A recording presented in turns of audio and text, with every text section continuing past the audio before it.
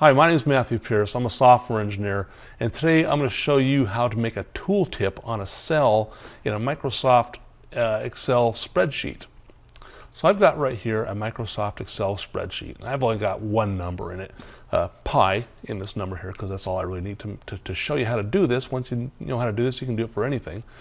And so to make a tooltip on this, all you have to do is select the cell, right-click on it, and then you go down to Insert Comment. And then you can say whatever you want. This is pi. So now, then you just go over to the cell, hover over it, and your tooltip pops up.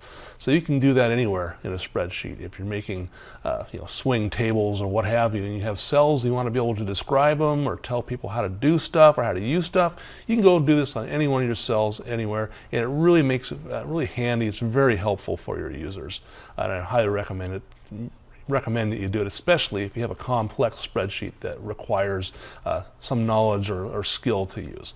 My name is Matthew Pierce. Today I showed you how to make a tooltip on a cell in Microsoft Excel. Thanks for watching.